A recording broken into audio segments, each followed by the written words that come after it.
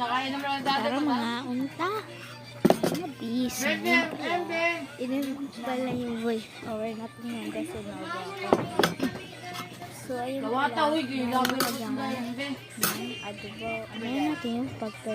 Ambe! So, yun yung una ko natin. Sabi ko lang, tinda po, sa placing po. Yung seryoso talaga.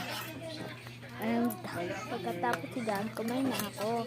Pagkatapos kumain, ayan.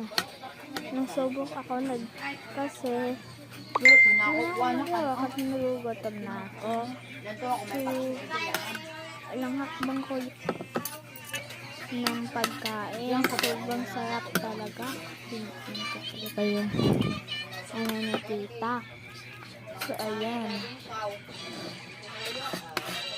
And this and So, kakatapos na nung kumain dyan. Kumain pa ako ng isa.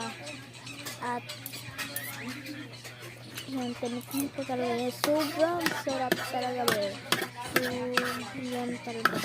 Pagkatikin ko ng tapos may tumawag sa akin. Sabi niya na, makilandiyan daw siya. Sabi ko, hante, wait lang kasi nag-book, ano ako kasi tawag na, nagkain kasi.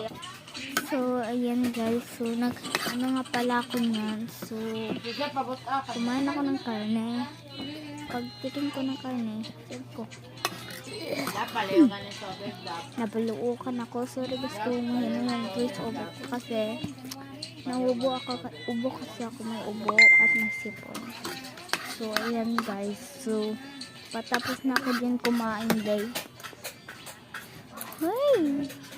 So guys, patapos na ako din kumain. Tapos, may nag-chat sa akin dyan. Sabi ko na, hoy, wag ka muna mag-chat dyan. Tapos hindi muna itong voice over ko bago ka mag-chat. So, ayun guys. So, sabi niya, okay po. Na-shock ako. Sabi ko pala, new fans ko pala. Sabi ko, ay sorry sa prank lang. Uy! Uy! So, sa punto niyan, umimunong na akong tobe. Kasi patapos na nga, di ba? So, nasa akin yun. So, ayan. Cut ko muna guys. At sa punto niya, nagpupush muna ako dyan. Langa ba? Katawang ganda guys. Fast forward guys. Fast forward mo be. Yan, pina-fast forward ko. So, hindi talaga kalimutan. Sa tipo ng pag-ibig. Namumong ako dyan. Bye guys.